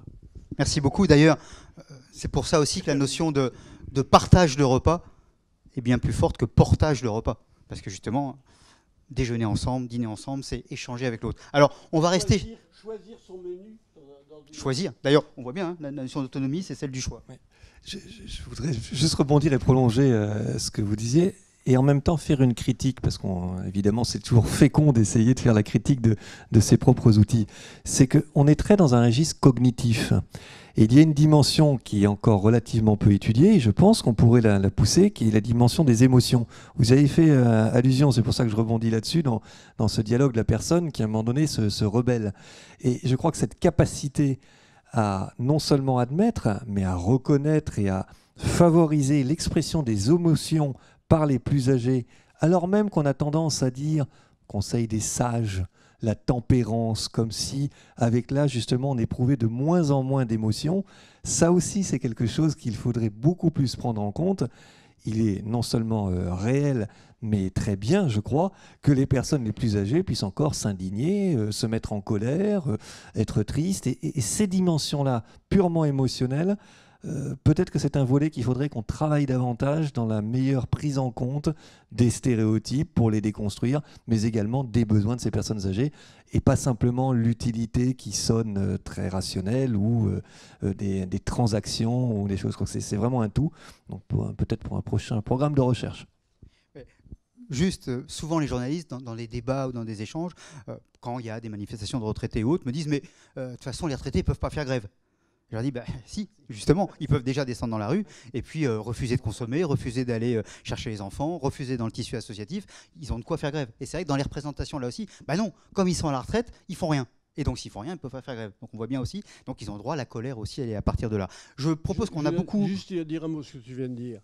Au fond, on arrive presque à définir le vieillissement comme une perte de pouvoir, moi je dis une perte d'emprise. Et c'est clair dans la petite histoire que je vous ai racontée. C'est-à-dire... Comment analyser cette perte d'emprise ? Alors qu'il peut provoquer une émotion, une revendication d'emprise, une dépression bien entendu, enfin toute une série une panoplie, un éventail d'effets, n'est-ce pas ? Mais définir le vieillissement comme d'abord je perds petit à petit ou brusquement l'emprise que j'ai sur moi, sur les autres, sur les stéréotypes, en particulier ceux qui sont travaillés ici, eh bien, je pense que c'est une des grandes questions aujourd'hui du vieillissement. Alors, merci. Je propose qu'on passe, si dans la salle il y a des questions, des interrogations, des remarques, des contestations, eh ben, c'est le moment ou jamais. Des indignations. Des indignations, absolument. Odile, je suis sûr que tu vas nous dire quelque chose. Odile Plan, hors gris, et qui vient de sortir un dossier dans la revue Pour sur vieillir actif à la campagne. Bon, parce que je travaille plus sur le rural, mais c'est aussi ailleurs. Ça. Alors, moi, je me posais des questions un peu transverses qui m'intéresseraient au niveau études. Les questions, on a déjà travaillé hors gris là-dessus, par rapport au temps. Les temps sont différents. Bon, l'importance de l'Internet, ça ressort très fort maintenant, hein, je suis en train de le dire. Mais je veux dire, il y a des notions de temps qui sont autres, on le prend autrement, on le vit autrement. Et lié à ça, les questions de proximité. Les actions que l'on fait sont maintenant des actions de proximité. C'est-à-dire que, je ne vais pas dire qu'on se fout, non, parce que c'est un peu trop lourd, des politiques générales publiques, mais ce qui apporte la vie et le bien-être, c'est ce qui se fait proche. Bon, moi je suis vieille, donc je prends mon médecin, mon épicier, j'essaie d'avoir le plus proche de chez moi. C'est aussi pour activer la vie locale, hein, mais c'est aussi pour mon confort personnel. Voilà. Donc ces questions, j'aimerais bien qu'un jour ça soit... Bon, des exemples sur tout ce que vous avez dit, dans le dossier Pour, il y en a tout plein maintenant. Sur ce que vous signalez aussi sur le rapport au temps, je pense que la capacité à continuer à se projeter dans l'avenir est quelque chose d'absolument fondamental. Alors, il peut y avoir, et c'est normal, il faut le reconnaître, un espace de contrainte qui fait qu'il y a des données objectives qui font qu'il est de plus en plus difficile de se projeter dans l'avenir, où vous avez des formes d'autonomie qui se réduisent. Mais même dans un espace d'autonomie plus réduit, l'enjeu essentiel, je crois, c'est le rapport au temps. Et c'est de permettre à ces personnes de toujours avoir un projet, de toujours pouvoir se projeter dans l'avenir et pas simplement de se résigner ou d'être dans un carpe diem qui pourrait être vécu de manière en réalité passive ou anxiogène. Donc ça, on pourrait le... J'ai une interrogation un peu proche de celle que vous dites, c'est la question de la rêverie. Elle a été très étudiée par les psychanalystes qui sont intéressés au vieillissement, et comme si le vieux ne pouvait rêver que du présent et du passé, mais pas de l'avenir. À la fois le rêve diurne et les rêves nocturnes. C'est-à-dire que dès que l'avenir apparaît, il y a une émotion. Et ça, c'était repris au plan neurologique, etc., neuropsychologique. Merci. Est-ce qu'il y a d'autres questions, remarques, interrogations, colère, indignation, que sais-je encore, ou précisions, ou témoignages? Oui, bonjour, Céline Schrick d'Europe Assistance. Si je ne me trompe pas, le questionnaire a été déployé via Internet. Et du coup, je me demande dans quelle mesure est-ce que le mode opératoire vient biaiser certaines analyses, à la fois par rapport à l'utilisation d'Internet, mais aussi est-ce que ce n'est pas un mode qui présélectionne certaines catégories de seniors? Alors, c'est une très bonne question et, pardonnez-moi de vous le dire comme ça, on ne vous a pas attendu pour se la poser parce que c'est absolument décisif pour nous de savoir si les biais qui sont inhérents à n'importe quel mode de recueil seraient plus importants dès lors qu'on travaille sur ces dimensions-là et auprès de cette population. Donc deux choses. D'abord, on a un modèle de vérification qui est un petit peu rassurant, qui s'appelle tout simplement les élections. On a travaillé en online pendant les dernières élections. Si vraiment il y avait des pans entiers qui étaient mal représentés dans nos échantillons par Internet, eh bien on serait mauvais tout simplement sur les élections. Et ce que je peux vous dire, c'est que non seulement, et là ça s'objective, c'est très rassurant de ce point de vue, mais ça marche mieux même que le téléphone ou le face-à-face. Parce qu'il ne faut pas s'imaginer que les plus âgés, notamment les plus de 80 ans, seraient différents et qu'on obtiendrait des réponses différentes si jamais on les interrogeait en téléphone ou en face-à-face. Parce qu'on se heurterait aussi à des refus de répondre qui seraient tout à fait importants. Donc la réponse que je vous fais, c'est que vous mettez le doigt avec raison sur un point essentiel et qu'on se pose toujours dans nos métiers. Quels sont les biais? Est-ce que là, il y a quelque chose d'inquiétant qui invaliderait la méthode? Bon, a priori, on arrive à peu près correctement à gérer ces biais, ce qui ne veut pas dire qu'il n'y en a pas. Hein. Peut-être qu'effectivement, notamment parmi les catégories les plus âgées et qui ne sont pas à ce moment-là sur Internet, peut-être que ces personnes-là réagissent fondamentalement différemment de celles qu'on parvient à interroger. Mais semble-t-il, et on a beaucoup appris avec les primaires aussi, corps électoral qui était composé de personnes âgées, voire très âgées. Donc de ce point de vue, nos échantillons, parce que c'est notre obsession, sont plutôt assez robustes. Et surtout, on touche là des limites. C'est pas parce qu'on travaillerait avec d'autres modes de recueil qu'on aurait forcément une meilleure représentativité.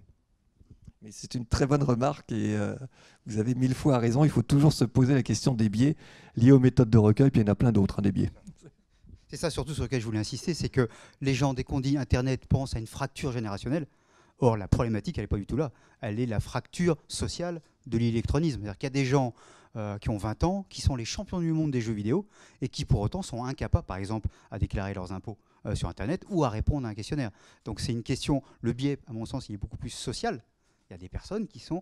Il y a un deuxième biais parfois aussi, ça s'appelle les zones blanches. Il y a des endroits, et là, c'est pas avoir 80 ans ou pas. À 20 ans, c'est la même question. Quand vous êtes au fin fond de l'Ardèche, vous n'avez pas accès à Internet. Que vous ayez 20 ans ou 80 ans, alors à 20 ans, vous pouvez un peu vous déplacer pour trouver le bon endroit. À 95 ans, c'est plus difficile de monter la montagne pour aller... Voilà. Mais, donc, il faut aussi intégrer tout ça. Mais bien sûr qu'il y a... De toute façon, il y a des biais globaux. Et avant, il y avait un biais par exemple, en politique qui était très fort. C'est quand c'était par téléphone, les gens ne disaient pas certains de leurs votes. Qu'ils disent sans doute plus facilement à travers Internet. Pour le coup, là, c'est même pas sans doute, c'est éprouvé. C'est-à-dire qu'on a fait les protocoles avec les 3 modes de recueil. Et en fait, quand on pense à Internet, on devrait surtout penser questionnaire auto-administré ou questionnaire administré par un enquêteur. Et l'enquêteur est un filtre, il crée aussi une interaction, il crée des biais dans les réponses et on a une plus grande sincérité avec les enquêtes en online. Mais je ne vous dirai pas, parce que ça serait mensonger, que je suis certain que les plus de 85 ans que nous avons dans nos enquêtes sont parfaitement représentatifs des plus de 85 ans. À un moment donné, il faut savoir reconnaître quand même les limites potentielles de l'outil de mesure. Merci beaucoup. Il y a alors une question et avant, baromètre très intéressant, beaucoup à faire encore pour lutter. Bon, d'accord. Et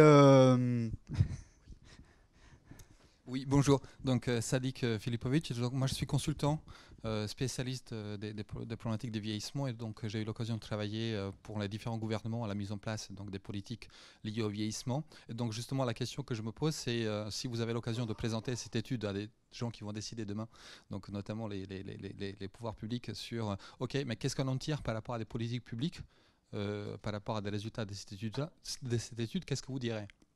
Parce que moi, ce que je vois aussi, c'est qu'aujourd'hui, le débat, encore une fois, va porter sur est-ce qu'on doit financer ou non la dépendance. Moi, ce que je vois, et c'est ma conviction profonde, c'est que ce qui compte, c'est l'autonomie et pas forcément le financement de la dépendance. Donc, par rapport à des résultats de l'étude, c'est quoi les enseignements qu'on peut en tirer pour les pouvoirs publics et pour la stratégie des pouvoirs publics sur ces enjeux, pardon. D'abord, ça demanderait à être revisité à l'aune de cet objectif qui n'est pas l'objectif premier de cette enquête, qui n'a pas été conçu dans cette perspective. Donc du coup, il faudrait quand même se faire un petit, si vous êtes consultant, workshop de travail, comme on dit maintenant joliment, pour voir comment ces enseignements-là peuvent se traduire au niveau des politiques publiques. Mais ne serait-ce que tout ce qui peut aider à maintenir ces personnes au niveau d'une autonomie pour qu'elles ne soient pas à la charge des autres, c'est un axe qui se dégage, je crois, tout à fait de cette enquête. Donc ensuite, ce qu'il faudrait savoir, c'est comment est-ce qu'une politique publique peut permettre de davantage donner à ces personnes une autonomie qui font qu'elles ne se sentiront pas à la charge des autres. Donc, mais on pourrait y travailler, voilà. En tout cas, un des éléments qui n'est pas apparu dans la présentation de Brice, mais qui y a dans l'étude, et qui est un indicateur très fort, je crois, pour les politiques publiques, c'est il y a une question qu'on pose un petit peu, on demande aux gens, donc plus de 65 ans, est-ce que vous vous sentez bien dans votre âge ? Est-ce que vous avez le sentiment de bien vieillir ? Et ce qui est très intéressant, c'est que les hommes, c'est 80%, pour les plus de 65 ans, les femmes, c'est 75% pour les 65-79 ans, et c'est 57% pour les plus de 80 ans. Donc s'il y a déjà une politique publique à penser, c'est certainement un accompagnement spécifique par rapport aux femmes qui ont plus de mal, qui sont dans des conditions économiques, sociales ou autres, qui sont plus difficiles. Donc rien que là-dessus, il y a par exemple certainement une action publique à faire très particulière, très singulière par rapport aux femmes qui, je rappelle, sont par ailleurs majoritaires. Il y a une étude qui est sortie hier qui rappelle aussi qu'il y a pratiquement 1,5 million de personnes qui ont entre 57 et 69 ans qui sont ni en emploi ni à la retraite. C'est-à-dire avec des revenus encore plus faibles que les autres, et ainsi de suite. Donc là, il y a encore une deuxième politique publique. Ce qui fait que quand même, le financement sera quand même un sujet. comme consultant, peut-être tu vas expliquer non, il n'y a pas besoin de dépenser de l'argent. Je crois qu'il y aura quand même une problématique très forte à faire d'une manière ou d'une autre. Après, il faudra trouver. Il n'y a certainement pas de baguette magique en revanche. Mais voilà, en tout cas, déjà sur ces deux problématiques-là, il y a sans doute quelque chose d'assez puissant à faire. Et cette étude-là fait ressortir, par exemple, cette différence femmes-hommes de manière assez prégnante.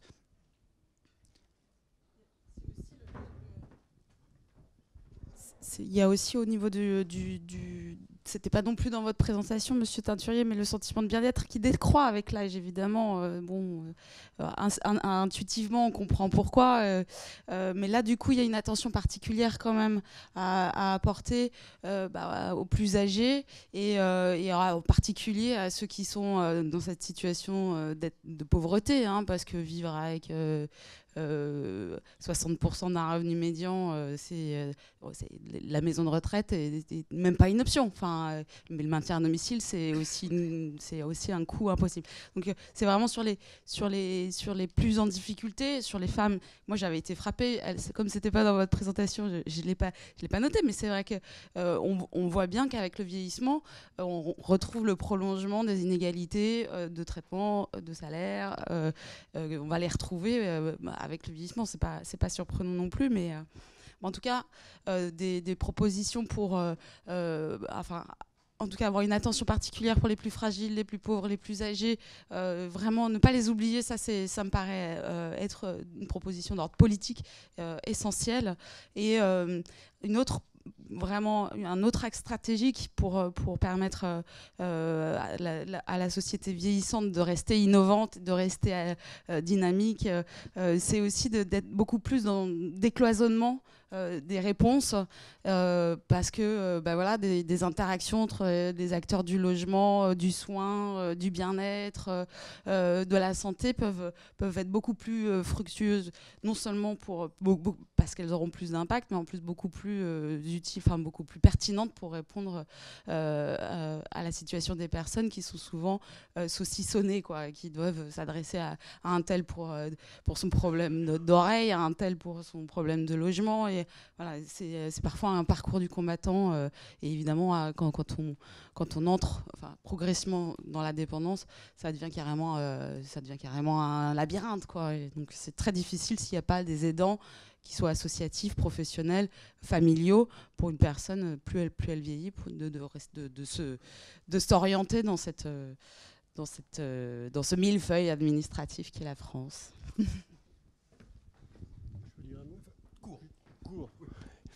Oui, je voudrais dire une impression. J'ai eu une impression d'agacement à l'endroit du fait que le concept d'âge est dans chaque question, pas dans chaque question, dans chaque phrase. Nous ne parlons que par rapport aux tranches d'âge, les plus de 60, plus de... Alors, je suis ici, je suis un homme âgé, hein, j'ai dans les 87 ans, je suis ici. Alors, est-ce que je corresponds à la statistique? Alors, dans les statistiques, on peut toujours trouver des exceptions. Mais d'une certaine façon, la notion d'âge est quand même quelque chose de fort irritant. Quel âge avez-vous? C'est la première réaction du médecin à son patient. Quel âge avez-vous? Je note, etc. Et alors, on a eu un débat comme ça ce matin, justement ce matin à Hold Up, parce qu'il y a à la fois à Hold Up une recherche très pertinente et très approfondie des plus de 90 ans, des 90 ans et plus de 90 ans. Alors, dans la relation virtuelle, etc., mais dans tous les divers endroits. Et en même temps, notre philosophie est hors d'âge, d'une certaine façon. Nous pensons à 80X de la même façon sur ce que nous sommes, sur ce que l'autre pense de nous. Nous le pensons comme nous le pensions il y a longtemps. Il y a longtemps. Peut-être même au début. Et ça me rappelle des bagarres que j'ai eues du temps où je dirigeais un laboratoire sur l'adolescence, pour essayer de prouver que l'adolescence n'est pas un âge. L'adolescence est sans fin. On peut rester adolescent toute sa vie. Et je me battais pour le hors-d'âge de l'adolescence, et qui me paraissait non seulement un fait scientifique à démontrer, mais qui me paraissait aussi très important pour les gens qui s'occupent des adolescents, de ne pas les prendre pour des petits adolescents en train de croître, qui sont enfin sortis de l'enfance, etc., mais pour les prendre comme ils se vivent. J'espère que je me suis à peu près fait comprendre entre l'agisme et le hors-d'âge. Alors ici, tout le monde, et surtout les filles, ont dû penser à des adolescents qui n'arrivent pas à grandir. Mais ça, c'est un autre sujet. Alors, voilà. Alors, merci, on vous remercie, on vous applaudit. Et je vais demander à Aude Letty de bien vouloir me rejoindre. Voilà, vous êtes libérés.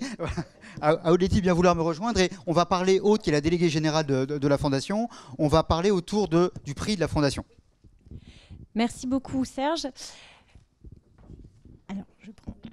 Donc effectivement, nous avons le plaisir de lancer ce soir la 2e édition du prix de la Fondation Corian. Donc nous avions lancé ce premier prix l'année dernière sur la thématique de l'intergénérationnel, et dans la droite lignée des résultats du baromètre, de tout ce qu'on s'est dit ce soir. Vous voyez, la thématique cette année sera le libre choix et le pouvoir d'agir des aînés. Donc l'objectif, comme l'année dernière, c'est encore une fois de primer une initiative locale et exemplaire qui replace la parole des aînés au centre des décisions. Donc via évidemment en première intention la parole directe, comment est-ce qu'on recueille et on encourage la parole directe, la volonté de s'exprimer de la personne, via également la parole des soignants qui sont au quotidien aux côtés des personnes notamment les plus dépendantes, et voilà, qui recueillent un certain nombre de signaux qui peuvent être qui méritent en tout cas d'être valorisés au quotidien, évidemment via la parole des proches, des aidants, afin là encore de valoriser le rôle de la famille et la place de la famille auprès de leurs proches en établissement, mais également à domicile.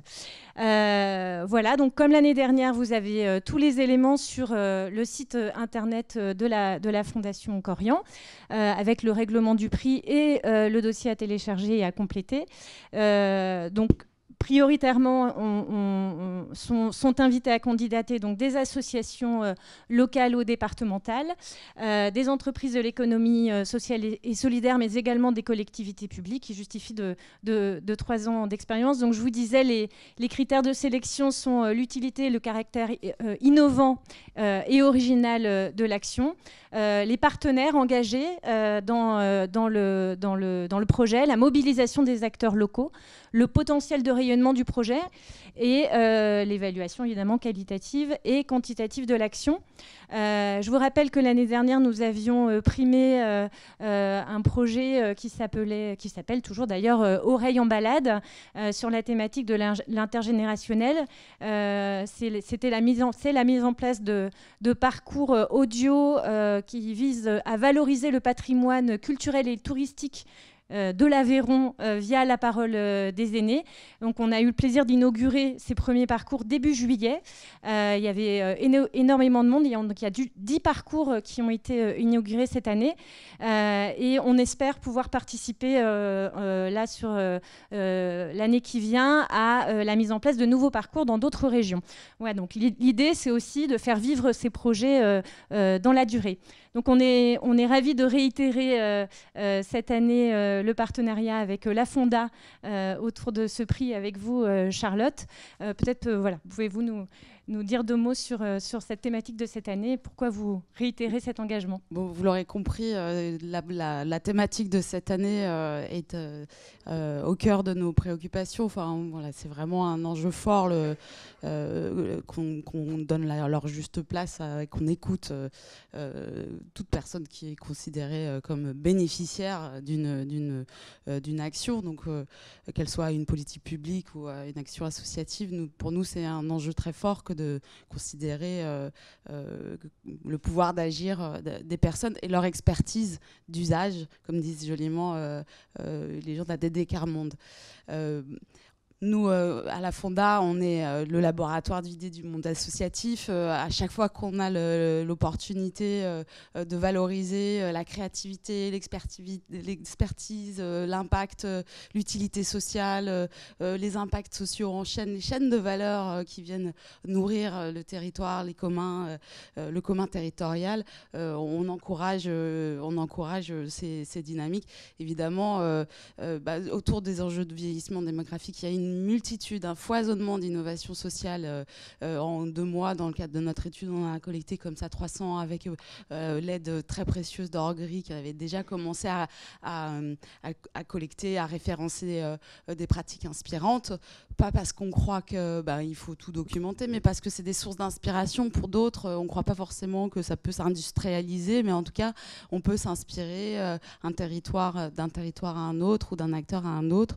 Et du coup, ça nous a amené progressivement à créer ce qu'on a appelé le carrefour des innovations sociales, qui est l'agrégation de 70 bases de données, de sites qui référencent des innovations sociales et qui n'est pas une énième base de données, mais qui est bien un moteur de recherche dédié à l'innovation sociale dans lequel, j'espère, les lauréats du prix de la Fondation Corian pourront figurer. Merci beaucoup. Donc juste un mot sur le calendrier. Donc le lancement c'est donc ce soir. Les porteurs de projets ont jusqu'au 21 décembre pour communiquer, transmettre leur projet donc via une adresse mail de la Fondation qui figure sur le dossier. Donc le jury qui est à la fois composé de membres du conseil scientifique, de vous Charlotte et des représentants de Corian se réuniront pour délibérer entre janvier et mars 2019. Et la remise du prix donc, de 15 000 € aura lieu le 11 avril 2019 à l'occasion d'un plateau de la Fondation. Voilà, donc je vous invite à aller visiter notre tout nouveau site internet, comme l'a souligné Serge tout à l'heure. Vous trouverez l'ensemble des éléments pour répondre à ce prix. Merci beaucoup, Madame Boissard. Je vous laisse le mot de la conclusion. Merci beaucoup. Je voudrais commencer par remercier à la fois Serge Brice Teinturier qui nous a quittés et puis Philippe Guton ainsi que Charlotte Debray pour ce débat très intéressant. Philippe, je voudrais en particulier vous remercier pour le caractère toujours très stimulant et volontairement un peu subversif de la manière dont vous prenez les choses. Hein. Et je crois que c'est exactement de ça dont on a besoin. Parce que finalement, le choix qui avait été fait par le conseil scientifique de la Fondation pour le baromètre de cette année, de l'accès sur la question de l'utilité, à lui-même, vous l'imaginez en écoutant aujourd'hui Philippe Guton, fait l'objet de multiples débats en se disant finalement qu'est-ce que ça veut dire que l'utilité ? Est-ce qu'on veut finalement assigner une forme d'utilité exclusivement économique à la personne, quel que soit son âge et son rôle dans la société ? Est-ce qu'on prend ce concept de manière beaucoup plus large ? Et alors à ce moment-là, on est entré dans des débats qui me dépassent totalement de définition de ce qu'est l'utilité. Moi, ce que je retiens aujourd'hui, c'est finalement ce qui a été souligné par tous les intervenants de différentes façons, qui est l'existence de très forts stéréotypes et d'une espèce de réflexe général qui est d'assigner à chaque personne une identité principale et lui demander finalement de s'y conformer et de regarder ceux avec qui nous vivons au prisme de cette assignation initiale. Et quand on y réfléchit un peu, et c'est là que la question sur finalement est-ce que vous considérez qu'il est légitime de travailler au-delà d'un certain âge ou d'avoir des responsabilités, la réponse presque un peu totalitaire, en tout cas très dérangeante, de dire au-delà d'un certain âge, alors effectivement il y a le certain de Fernand Reynaud qui laisse une marge de liberté, il ne faut plus travailler ou il ne faut plus prendre des responsabilités éminentes. Et là, quand on la pousse à son terme, quelque chose de terriblement violent et en tout cas réducteur dans notre capacité à considérer chacun comme étant une personne à part entière, riche de ses rêves, de son intériorité et de sa volonté de se réaliser jusqu'au bout. Et donc ça, de toute façon, quoi qu'on en tire ensuite, quelle que soit la manière dont on formule cela, ça, je crois que c'est une conclusion partagée et qu'il est utile de porter au débat public. Je voudrais rebondir aussi, il y a eu beaucoup de choses très intéressantes qui ont été dites sur la question du débat qui s'engage aujourd'hui sur la loi dépendance. Je ne sais pas quel sera son nom, elle ne se rappellera certainement pas loi dépendance, elle s'appellera sans doute par quelque chose d'un peu plus programmatique et positif. Moi, j'ai le sentiment aujourd'hui qu'aborder la question effectivement uniquement sous l'angle réducteur de cette question de la soustraction, de comment accompagne-t-on la diminution vers le toujours moins, est quelque chose de terriblement angoissant et négatif de nos sociétés, et que finalement tout cela doit plutôt nous conduire à regarder aujourd'hui comment est-ce qu'on maintient jusqu'au bout une richesse d'échange et de partage, qui est finalement ce qui ressort aussi du baromètre. L'utilité, c'est d'abord de pouvoir échanger, d'être considéré comme une personne à part entière, décider librement de ce dont on a envie, et pas forcément d'être cantonné à un rôle prédéfini, au contraire. Donc c'était évidemment pas un baromètre avec vocation d'être une réponse aujourd'hui à un questionnement sur une réforme, mais c'est plutôt dans le rôle de la Fondation Corian, une pierre apportée, une contribution apportée à un débat qui est un débat de société très large. Peut-être dernière réflexion pour ma part, qui est cette question fondamentale de la nécessité de dépasser effectivement les catégories d'âge comme des catégories fixes. On voit bien que ces 65 ans, ça n'a plus aucun sens aujourd'hui, pas plus que les 80 ans qu'on a introduits, ni vraisemblablement d'ailleurs que les 90 ans, les fameux nonagénaires sur lesquels Hold Up s'est interrogé récemment. Et donc, arriver à reconstruire une forme de fluidité en se disant finalement, il y a les aînés riches de toute leur expérience et toute la vie vécue, et comment est-ce qu'ils sont pleinement actifs et pleinement considérés comme tels dans la société. Je pense que c'est beaucoup plus autour de ça, et comment les périodes de fragilité, plutôt que les périodes de dépendance, sont accompagnées. Je pense que c'est beaucoup plus tout cela qui doit nous interpeller tous, et se dire aussi qu'il n'y a pas une institution et une forme de réponse qui vaille, mais bien un ensemble collectif, que c'est bien une responsabilité collective. Et je trouve que la réponse qui est faite aujourd'hui, combien de fois visitez-vous vos proches lorsqu'ils sont dans une institution, quelle qu'elle soit, elle est terrible. Effectivement, ce qu'a dit Brice Teinturier est vrai. Ce sentiment de dire d'une certaine manière, quelqu'un d'autre s'en charge, c'est une structure, et finalement, je ne me sens pas, moi, finalement, appelée à maintenir le lien et à visiter, alors qu'on sait très bien que c'est au contraire dans le maintien des liens avec les proches que la qualité de vie et le plaisir de vie est maintenu jusqu'au bout. Donc voilà, tout ça, ce baromètre est effectivement extrêmement riche, pose des questions qui sont des questions de tous, et j'espère que ça va continuer à faire progresser les esprits. On aura bientôt au Conseil la question de se dire sur quoi est-ce qu'on met maintenant l'accent dans le prochain baromètre, puisque l'intérêt de cet exercice, quoi qu'on puisse penser de la science statistique et sociologique, c'est quand même la récurrence et la capacité à mesurer l'évolution de l'opinion à partir d'une certaine grille récurrente de questions. Je ne veux pas préjuger des débats qui auront lieu au sein de ce Conseil, mais je trouve que la question du rapport au temps et de la modification du rapport au temps est peut-être quelque chose qu'il pourrait être utile de mesurer. En tout cas, c'était un des points qui a été évoqué tout à l'heure, et on va peut-être le creuser entre nous. Voilà, mais écoutez, je vous invite maintenant à profiter du buffet. Je vous remercie beaucoup d'avoir participé nombreux aujourd'hui, et je vous donne rendez-vous pour le prochain plateau. Il arrive, voilà, le 15 novembre 2018, le continuum établissement-domicile, mythe ou réalité, voilà, un autre des sujets compliqués, vastes sujets dont on aura le temps de débattre le 15 novembre prochain. À bientôt. Merci.